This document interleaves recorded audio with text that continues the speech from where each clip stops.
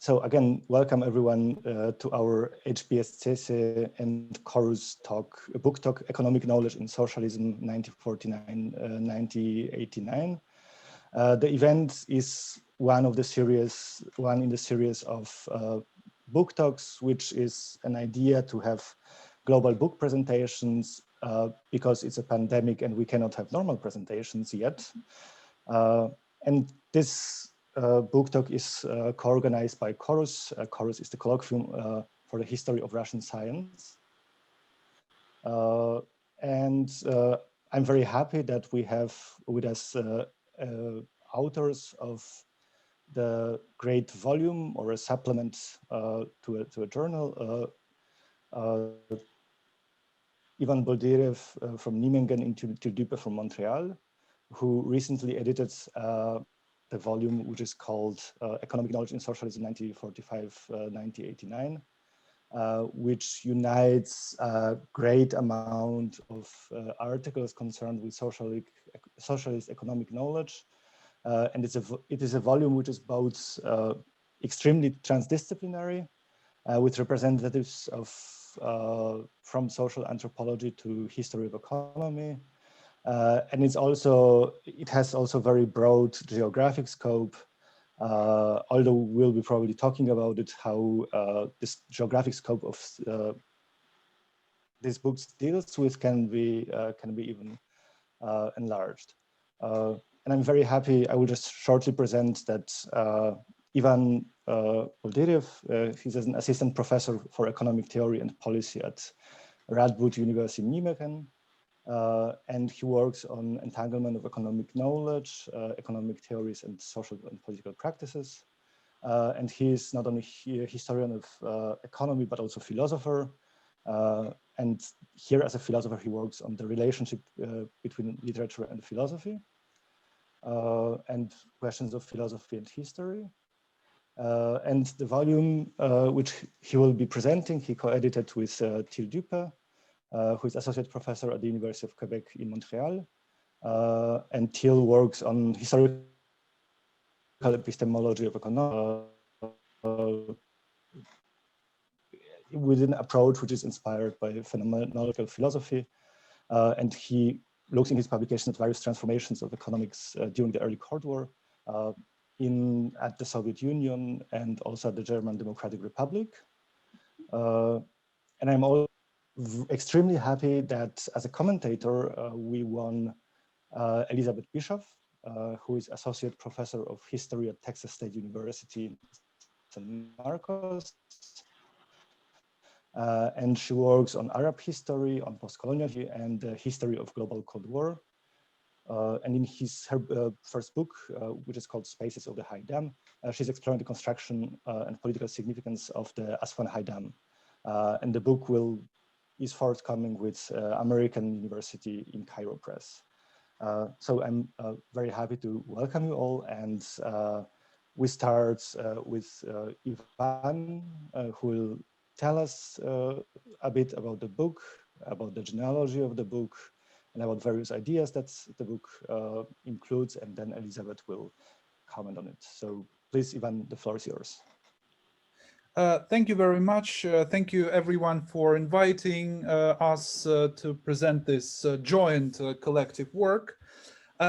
So if I may share this screen now with the presentation, so that you see it.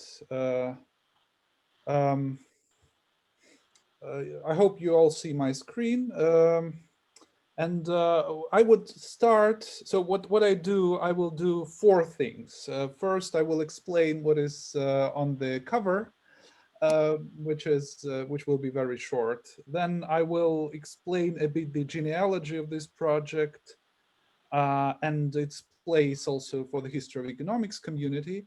And I will deal briefly with each of the contributions, because I really wanted to give voice to every particular of those 12 papers. And I'm very happy that Till Düppe, the co-editor of the volume, is also here today and some authors of the contribution. So I really cannot answer the questions to address to the authors, but some of the authors can, and that's I think that's exciting. So the cover features a very well-known Soviet propaganda poster authored by Viktor Govarkov, who was actually an author of lots of different propaganda materials. And what the funny thing is about this picture, which is titled "To Trade in a Civilized Manner is an Honorable Work," and the picture is from 1949. So the funny thing, or let's say the subversive thing about this nice picture is this place where you see lapsha, that is noodles, close to the ears of this guy who is, well, trading in a civilized manner, supposedly. Or everyone who speaks Russian, or most people who speak Russian, know that to hang noodles on one's ears means roughly to talk intentional nonsense to someone in order to cheat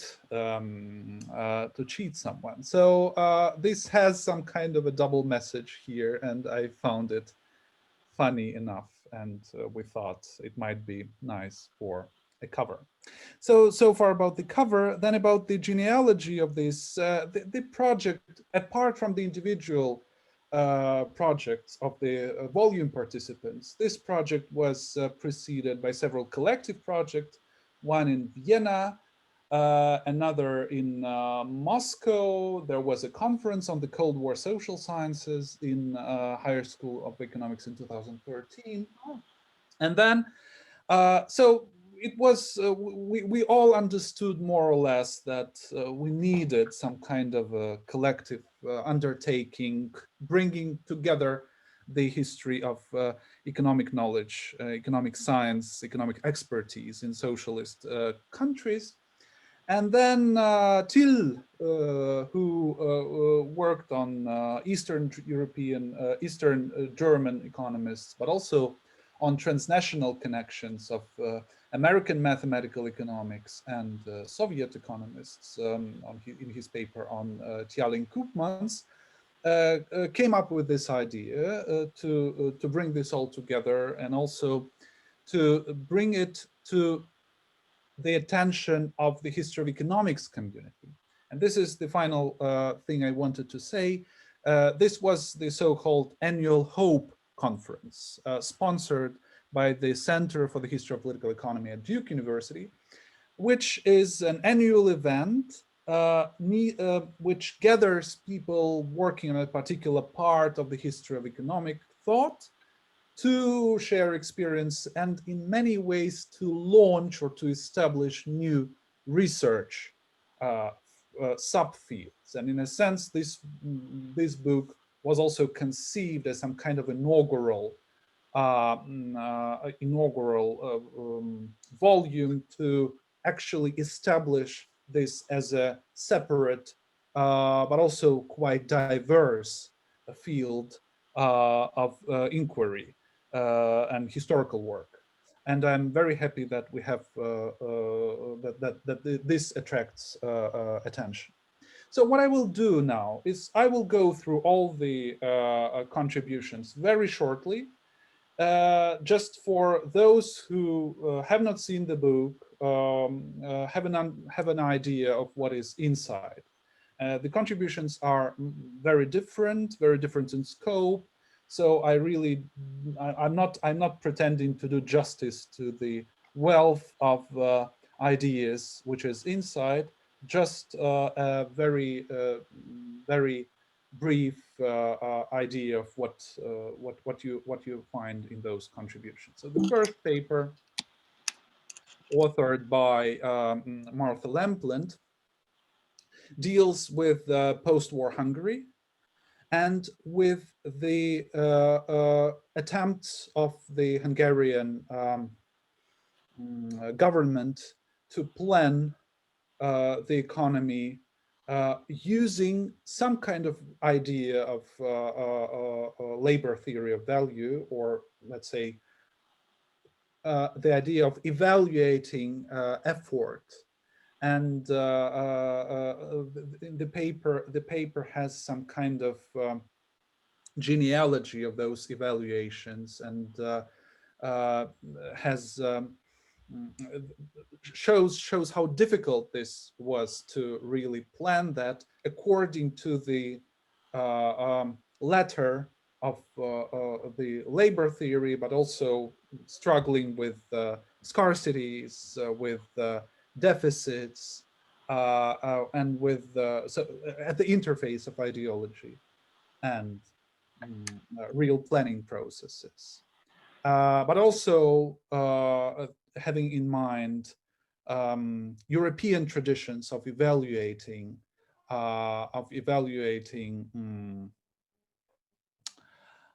labor and costs. I hope you hear me.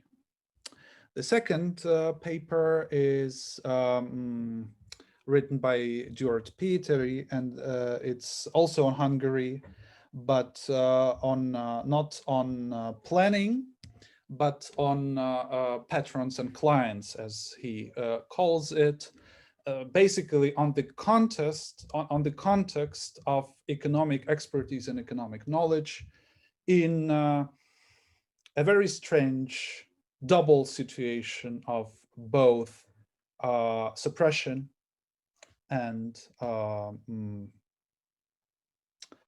support on the part of the scientific bureaucracy. And featured here is István Friss, who is the major protagonist of Péteri's paper.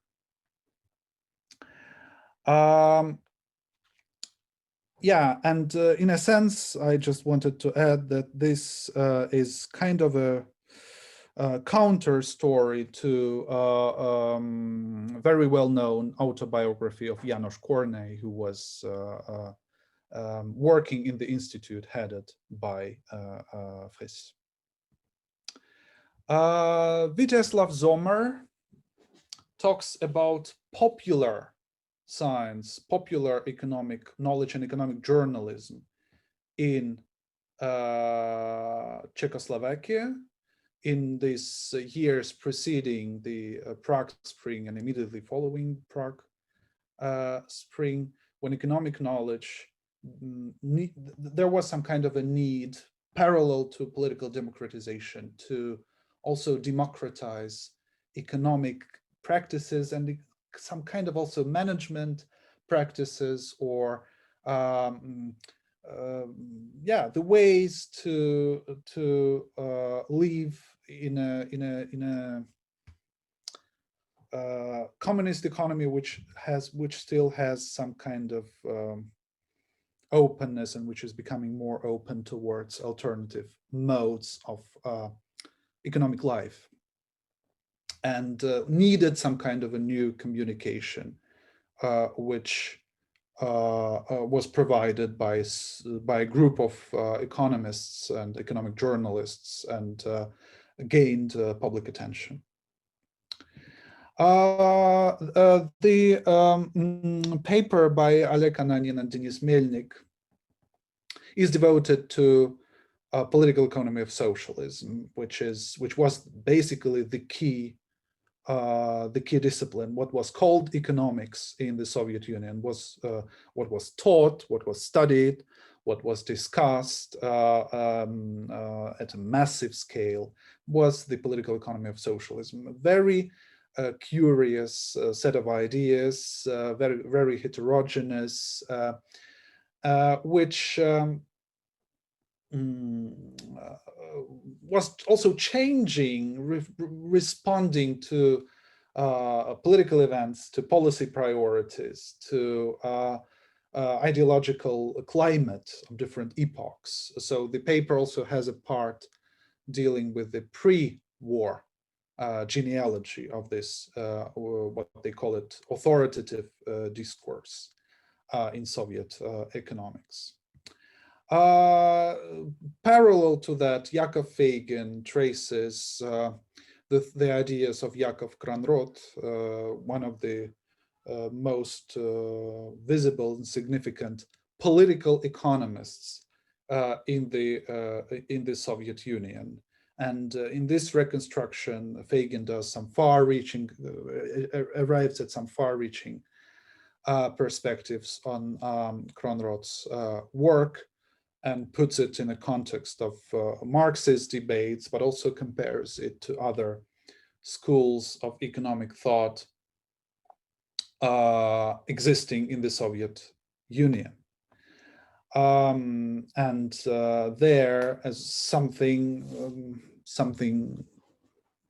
kind of a parallel Marxism emerges in which is not the Marxism we would expect from a political economist of the 1960s, 1970s, and 1980s, whom Kronrodt was.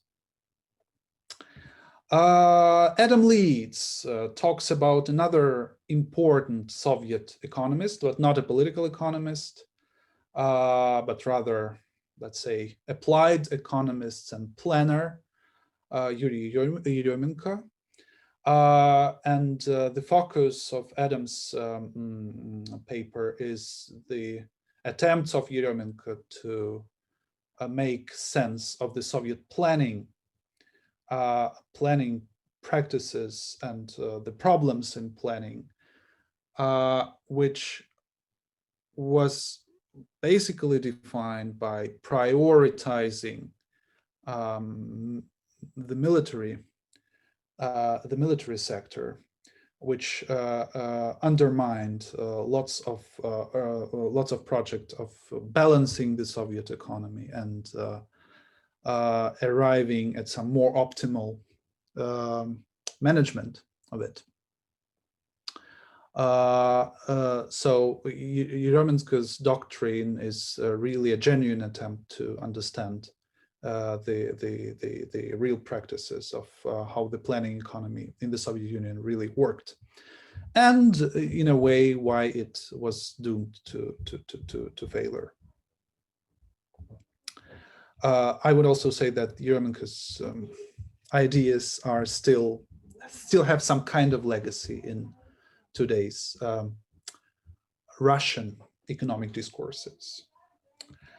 Richard Erickson talks about SOFE, a system of optimal functioning of the economy, which was the major big collaborative project by Soviet mathematical economists. And there is this is a paper which traces the development of different parts of this project and in different stages. The project was born in the Central Economics and Mathematical Institute, which you see featured. The building of this institute in Moscow you see featured here on the screen. This is also kind of a story of failure, but much more focused on actual economic concepts and which were used to and how it all developed by different scholars.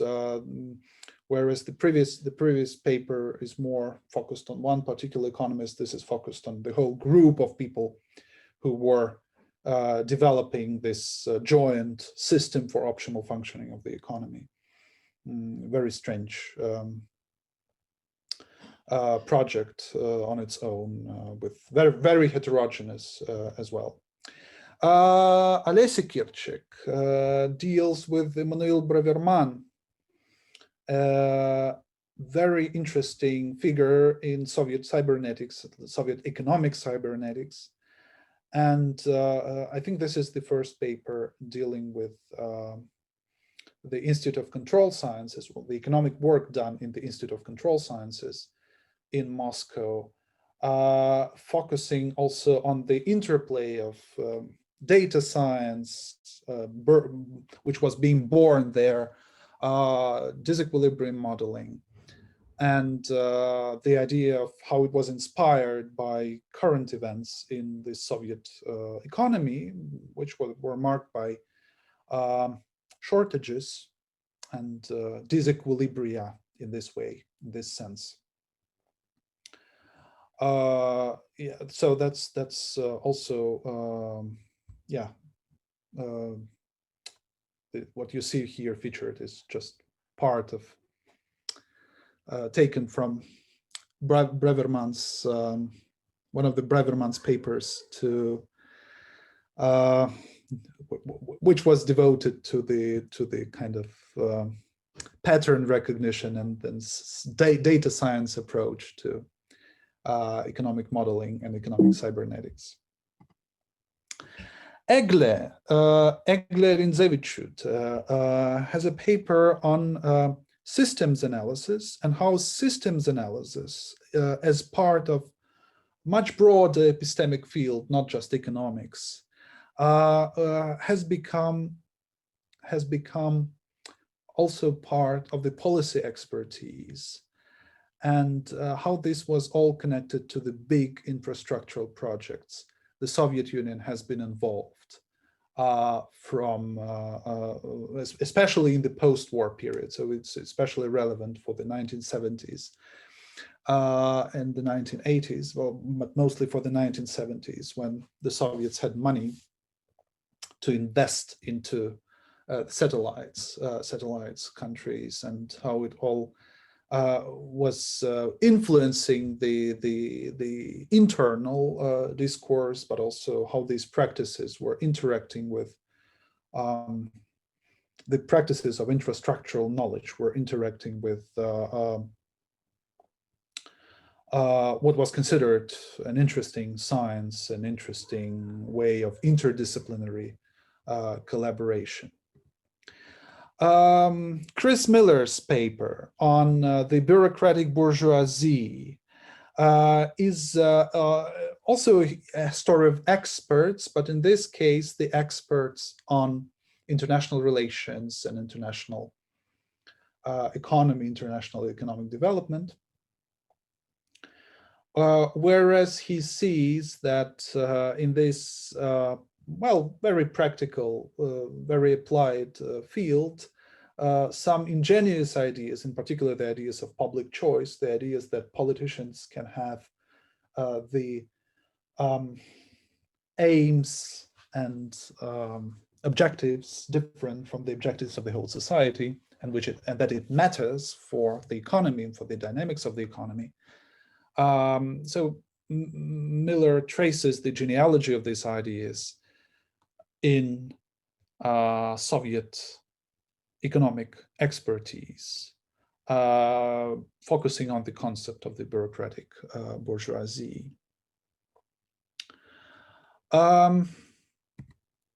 Joanna, who's, I believe, as well as Alessia and Adam and Alek Ananin, is also with us today. Joanna Bockman talks about development economics and development economists in Yugoslavia, and also on the ways those economists could formulate some kind of alternative visions of the international economy, of the international economic relations, on economic world and kind of collaboration in this Cold War era. Yeah, and focusing on the ways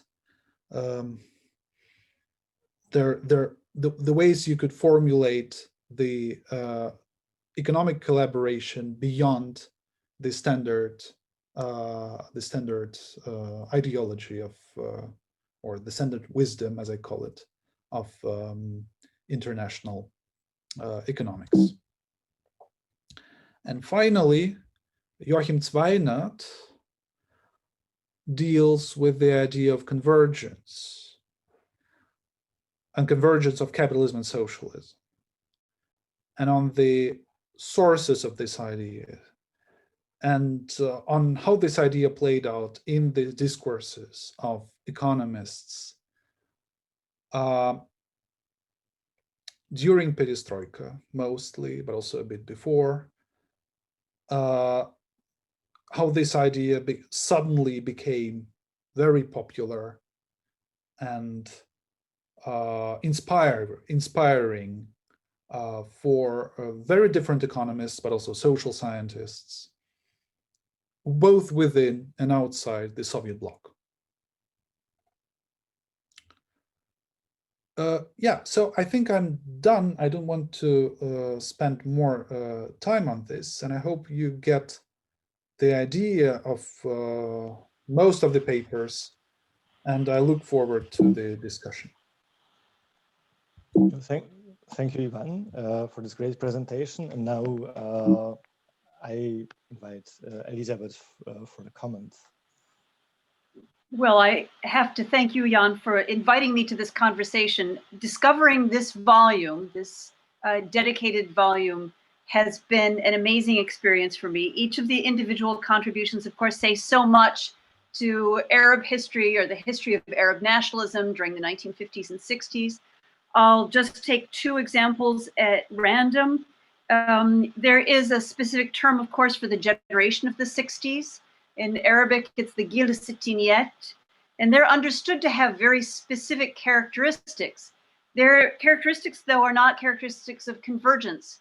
They're of intense investment in the distinctiveness of the national project. So it was wonderful to understand this precise moment. And I'd like to come back to issues of timing and chronology a little bit later, and questions to the volume editors, and also questions to all of the contributors to this amazing work. There's one other point I'd like to respond to, which is one of the articles on administrative monsters that addressed the problems of planning, the unfortunate over allocation for resources to the military sector from the side of Arab history, from the side of the 1973 war, from the side of the 1967 war. Yes, there was an over allocation to the military sector, but not enough. A sense of disconnection between the domestic economy, the transnational domestic economy, and the international policy. Having very much respecting the editor's scale of vision, the transdisciplinary nature of this project, the transnational nature of this project, I'd like to draw some details to colleagues' attention. For one, with the very different disciplines that are contributing to this project, the very depth of the research investment is clear. In one chapter, there's a reference to an oral history interview carried out in the 1990s. This is quite clearly drawing on deep investment. It's at this point that I would like to shift and to ask questions of the volume editors, of course, but also to the individual contributors. So these are general questions that I believe have specific, that I believe can elicit specific responses.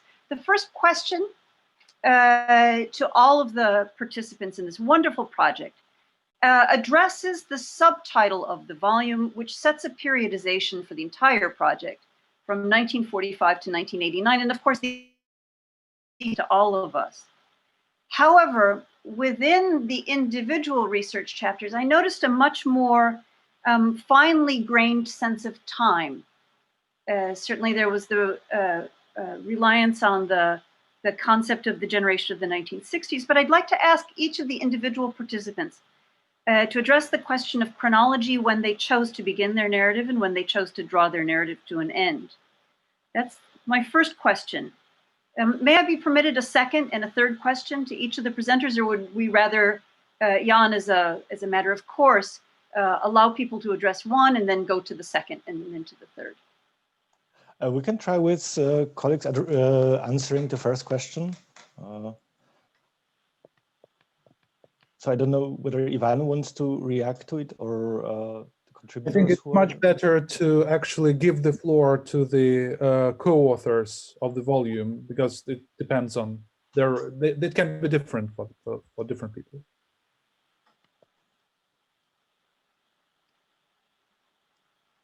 So I don't know who of the authors wants to address it. Just you can spontaneously turn on your camera and sound and answer.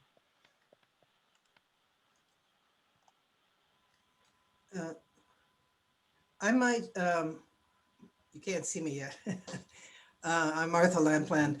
The paper that I wrote is a little bit of a outlier in the sense that it really covers the period from the 1930s through the 1950s. And the reason for that is that this paper was part of the larger project that I developed that is available in my book that came out in 2016 on the value of labor. And it's a very concerted attempt to demonstrate the continuities between economic thinking in the 1920s and 30s in Hungary with planning in the 1950s, focusing specifically on understandings of scientific management strategies to develop wage policies. So it was very much a deliberate attempt to break the stranglehold of the usual 45 is a big break, because both in terms of economic theory, it wasn't. And frankly, I also think that in the character of the development of the state, it wasn't either, because of course, the Hungarian state in the Second World War was very planned and continued a lot of the policies that had existed in the Second World War into the 50s. So for me, it was important to demonstrate that continuity, not to insist that it continued that way, but in fact to say that there is a period, a certain kind of economic thinking, which shifts, of course, when you move into the later periods. And that's important that we understand the historicity of the socialist period itself, that there are differences within the period. Thank you for that. Okay, thank you. I also got a message from Adam that Adam would rather answer at the very end of all the three questions. But if I see Georgi and Johan. Thank you. Hi, everybody. Yeah, in my case, chronology was a very simple matter, straightforward matter, as I am discussing one of the most significant patron-client relationships within Hungarian economic research in the communist era.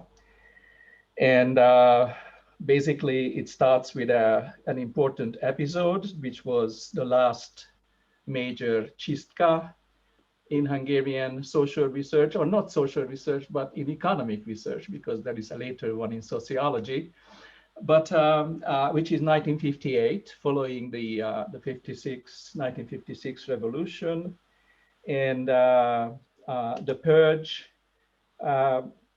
which I wrote in detail about in another publication of mine, which is called Purge and Patronage, where actually I develop a little bit whatever. I don't want to be all too big-headed about it, but there is a conceptual kind of apparatus to deal with things here. And the most important one is what I call the communist patron's dilemma or dilemma, right? A communist patron needs to be, to show him more often himself than herself, to be tough, to take very resolute and tough measures in terms of disciplining people under his control, as well as, and in order to be able to provide patronage, that is protection and assistance to develop certain projects and to make projects and even people to survive as economists. So this part of the story is coming back, of course, in this paper too, but I am more, I develop much more what is coming after 1958 and more, it is the 60s and 1960s and 70s, where I follow certainly the single most important career as the best known economist of the communist era from Hungary, János Kornai, and show the significance of István Friss, who was the grand seigneur of the economics field, and his patronage over the career of Kornai, several of his very significant publications, yeah, so this defines basically the time span or the chronology of my discussion, which ends necessarily by the time mid-70s when István Friss is no longer in the picture because he passed away. Thank you. Thank you. So now I'm giving back to Elisabeth. Oh yes, I can continue Okay. the talk if you don't mind. In our case, speaking about or talking about political economy of socialism, we had actually no alternative, because there is a kind of prejudice maybe that Soviet ideological social sciences were divided until Stalin's death and after Stalin's death, but it is the wrong thing to understand this object. We tried to show that what was done with this textbook written under the leadership of Stalin, personal leadership of Stalin, was still alive after his death for a rather long period. And the most interesting events within this discourse was just attempts to overcome the legacy of this textbook. And that is really the only explanation, I think, of the events in this sphere during the whole period until the end of the Soviet Union. That is the explanation. Well, thank you. Thank you. Thank you. So now I'm giving back to Elisabeth. And I would suggest that you ask both questions now, and then we will have reactions to both of them. I'm happy to follow your lead in this. I was also delighted. I mean, we all come from our own background, and I was delighted to see that the introduction. I mean, both delighted and puzzled to see that the introduction of the book had said that it's our task to historicize a preconceiving notion of socialism being an oppressive system in which everything that could emerge as economic knowledge was overdetermined by a political prescript. This is a quotation from page 2 of the introduction.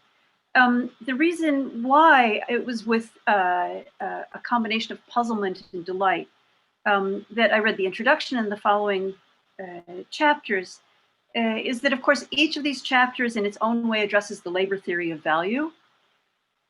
From my own provincialism as a historian of the Arab world, the economics of the Eastern Bloc has often been collapsed into 3 words: the October Revolution, as if that would encapsulate all of this variety of experience. But it has come very much to our minds since the events of 2011, the Arab Spring protests, in which labor was identified with dignity and social justice. Given the consistency of the different contributions returning to Marx's labor theory of value in different terms, there's the term calorie money, there's a term price formation that's used in another.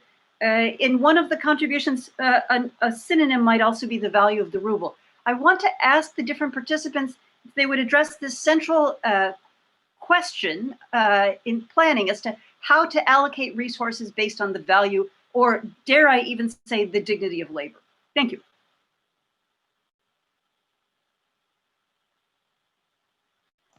Thank you, Elisabeth. So that are both questions, right? Oh, I was supposed to do them both. Oh, yes, that's absolutely right. Thank you for that reminder. Excellent. I'm speaking to you in a very specific moment, and I'm speaking to you also by a very specific means of communication. At the time that this volume came to press, the word Zoom was not a verb. It did not mean to meet. It did not mean to speak. But in only the last 6 months, we've reconfigured so much of how we engage with the world around us, including this very happy conversation. Throughout the different contributions, I see a number also of parallel terms return. These terms include economics of everyday life. They include the term social reproduction. There is inference to paid and unpaid care work. I was wondering if this specific aspect of labor would be something which the different contributors to the volume would care to address from their own expertise. Thank you. That's my second question. Thank you, Elisabeth. And so now the floor is back with the contributors. Can I just ask one question? Yes. I'm sorry, Elisabeth, could you say the question again? I was just distracted the last second, sorry. It's completely fine. So the first question, of course, was the question of periodization, which you already very kindly answered and very fully. Thank you for that. The second question is, how does the Marxist labor theory of value find reflection in the materials which you are very profoundly explicating for us? And the third question is about the allocation of labor, or whether it's considered to be social reproduction. I do not remember which of the contributions used the term economics of everyday life, but I was wondering if there's a specific vocabulary that you would care to share with us from that perspective. Was that sufficiently clear? Yeah. Thank you. Well, I might as well jump in first because my work is about the labor theory of value. And that's and calorie money is one expression of that they used during the Second World War, during the inflationary period after in 1946 to reimburse workers. It was a form of providing foodstuffs in place of money, which was completely useless. But the point that I want to make is that I'm not making an argument at all about the broad planning regime or structure of the state in terms of the labor theory of value. I don't think was relevant, but Peter Düppe, our esteemed colleague from Hungary here, or elsewhere, could tell you more about that. I was very interested in the very specific techniques of how labor value was calculated, which of course was primarily influenced by German specialists in Betriebswirtschaft in the 1920s and 30s. So there's a continuity. The line in terms of that kind of history of labor value comes through Germany rather than through the Soviet Union. The other point that I wanted to make very clear, which was that in fact,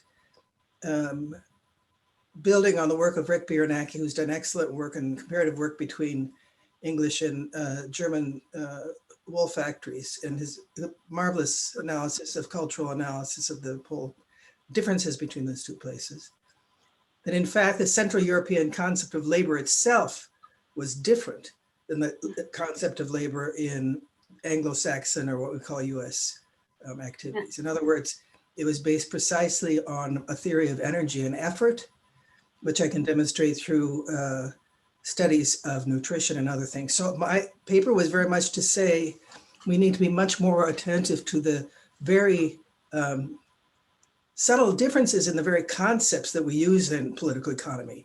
What do we mean by labor, right?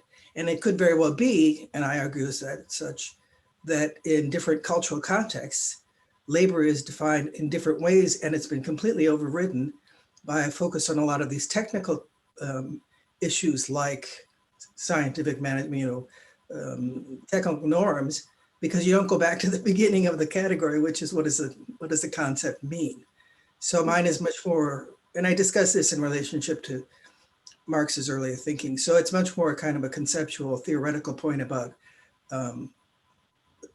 theory and concepts rather than anything about everyday practice. Very good. Thank you. Thank you very much.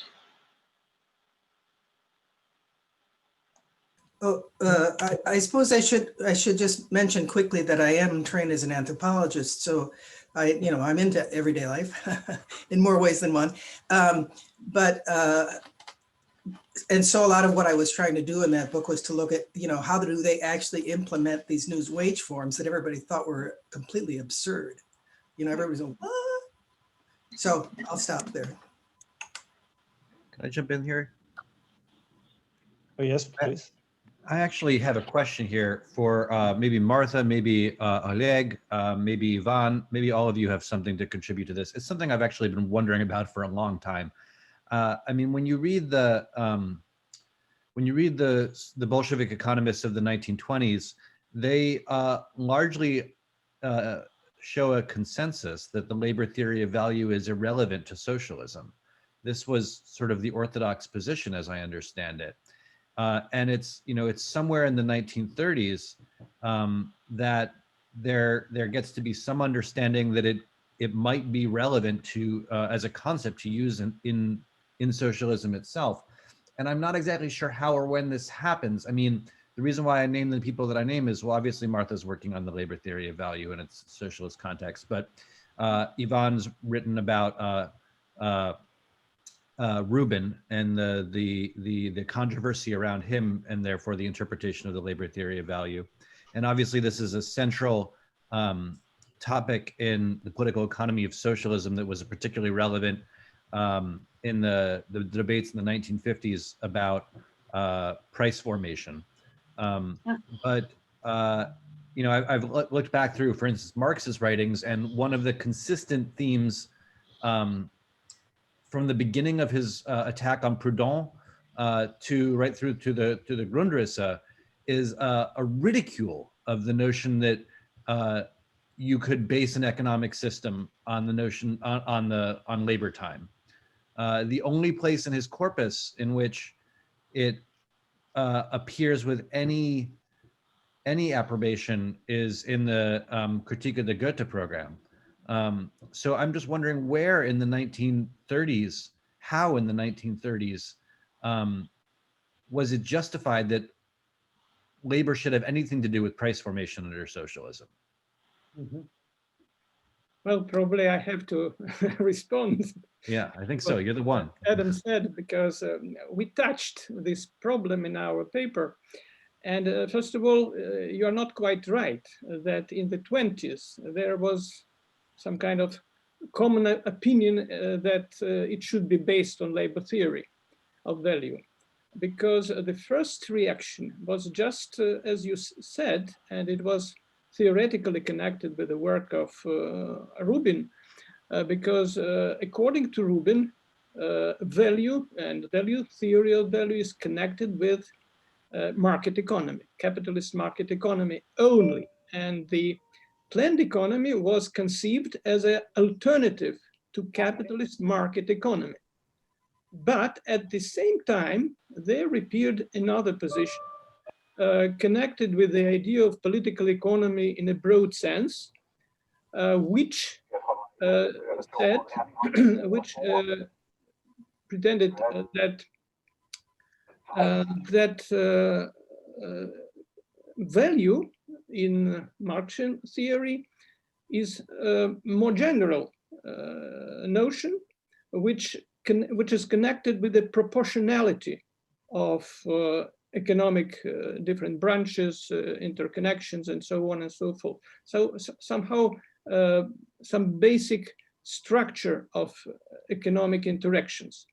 It was based on one letter from Marx explaining this notion to his friend Kugelmann, and where he said that such kind of proportionality should be secured in any society.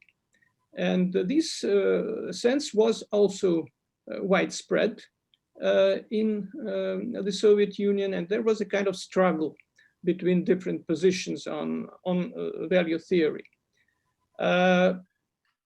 At the same time, there is another divide also connected with this one. First of all, if we are opposing capitalist market economy and planned economy. There appeared a question how we are planning. And the first image of national planning, national-wide planning, was planning in kind, that is physical planning. So we need not a value as a kind of general measure. And there were attempts to figure out methods of counting based on physical values. It was in 20s, it was in the 20s. So there are such attempts, but the leading— There's earlier things too. I mean, I saw in the archives of the Central Statistical Administration, there was like a pilot project that Strumelin did in 1920, where they got 6 enterprises working on labor accounting. Well, Strumelin was one who opposed this in-kind counting. And he proposed the idea that this counting should be in value, in labor values, in labor values. And there appeared a problem, what kind of counting in labor could be. And there appeared the problem of reduction of complex labor to simple labor, because, well, value was based on simple labor, so-called. So that it was a kind of, it became a mainstream in planning practices. And already in the 30s and in the end of 20s, actually it was accepted that we should use values because, well, explanation was very interesting, because there is non-socialist sector first, and there is foreign markets with which we are interconnecting. So if this is the logic of imputation, right? Like you're going to external, yes, external factor which make us use these values. So the idea remained that— excuse me, yes, Oleg, could I ask you just very brief, because otherwise will be a detailed discussion. Sorry. Well, I am finishing this moment and one more moment. So the point is that the idea was that we should use it because of external influences, and within state sector, we should find these labor measures. The last point I want to say, answering the initial question, is that about resource allocation. The point was, the crucial point was, once again, connected with this division between market capitalist economy and planned economy. Capitalist market economy was conceived having two major floors. One is that spontaneous, and that's why a lot of waste is producing by this disequilibrium. And the second, that the final structure of production influenced by the market is a wrong one because of inequalities of incomes which define this final structure. So these two things connected with allocations of resources should be changed, and planning should have been the tool of such change. That's why there was a search for mechanism how to do it. Oh, thank you. But I'd like to just say something very quickly here. I think we need, at least from a Central European perspective, the socialist calculation debates in the 1930s come into consideration. Neurath had a very explicit theory of non-monetary economic planning that he developed actually in 1919. So, and then you have, Lang and all kinds of other people are talking about the possibilities of doing this. Now that might not have been relevant in Soviet experience, but I think it's not, I think it's important to maintain a kind of understanding of economics as a much more international field than what we tend to do when we think about the Soviet Union as a space. And the other argument I wanted to make is that I think Marx's theory of value is not about time, it's about energy, it's about effort.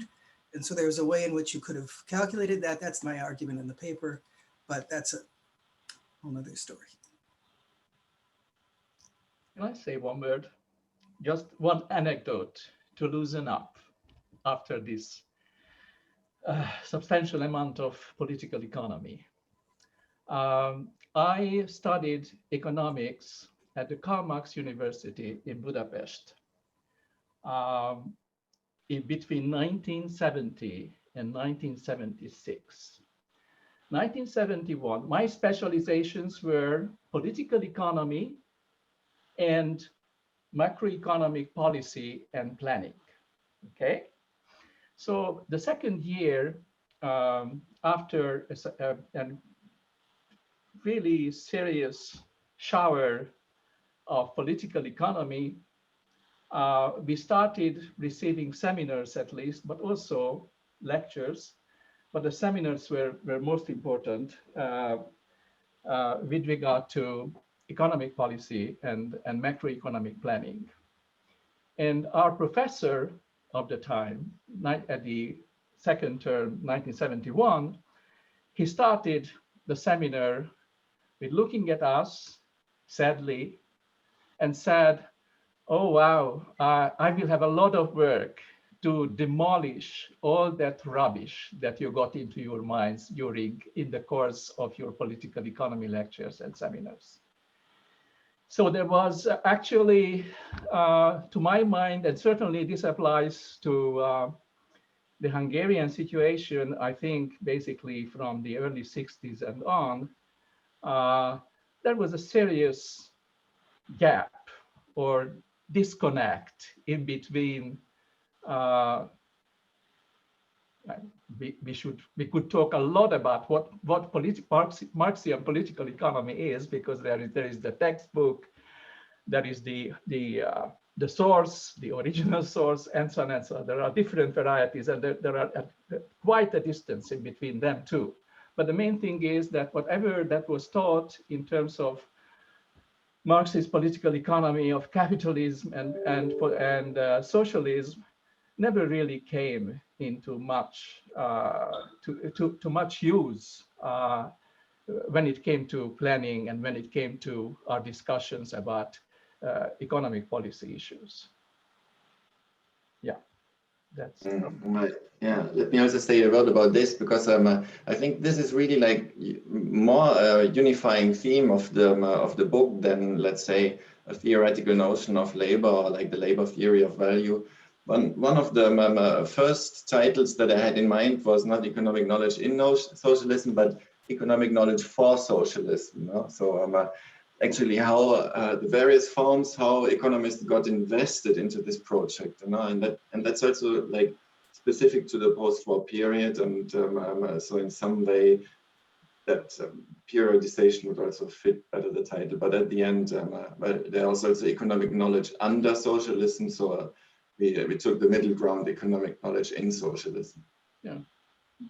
So the political economy of capitalism and socialism, they were really extremely important because they were at the core of what I would call the master narrative of the state socialist project. Okay, so that is what gave identity to it. That is what defined and legitimized the avant-garde role of the Communist Party, and so on and so on. So that is what placed socialism in some kind of a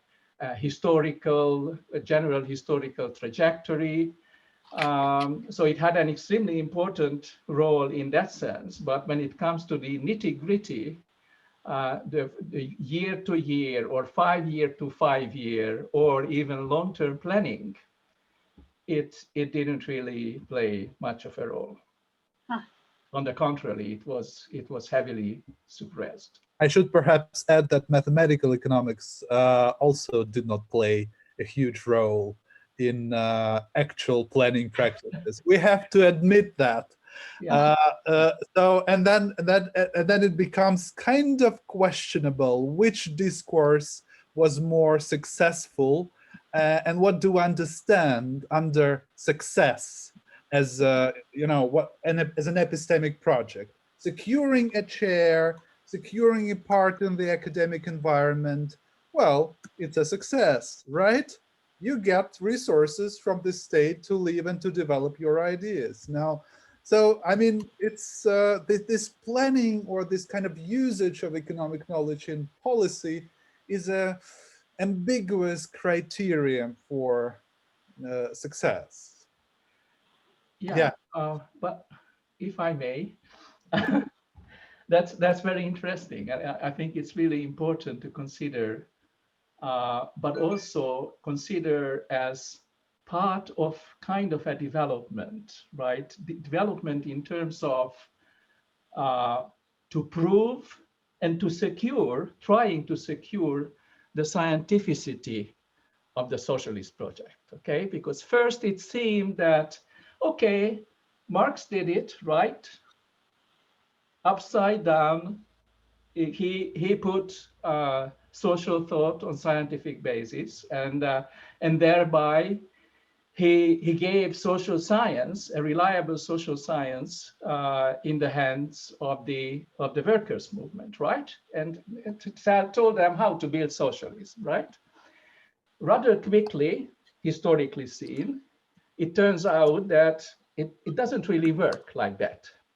So something is missing, and something is missing from that social science knowledge that is at the hand to carry on the socialist project all the way to communism, right? And I think that the 60s, or from actually the mid-50s and on, we have a new phase where we kind of preserve, of course, Marxism as the ideological fundament and the vision in a greater sense that we are following. But on the other hand, economics needed to be more scientific, okay? And it needed to be modernized. And this whole crisis that you had right after Stalin's death was responded to in a scientific manner. And that propelled and helped forward the cause of mathematical economics. And if you look at the 60s, early 60s, and if you look at, for example, János Kornai's career, he oppresses this too, among many other things. But actually, he was writing about macroeconomic planning and how modeling would help that. So he was building up, trying to build up some kind of arsenal to mathematically planning, to do macroeconomic planning. And of course, after a while, even that kind of subsided. And in its place, somehow not much came. I don't know if that you think that is correct, but it was just what remained. It's from the 70s on is the muddling through and improvising.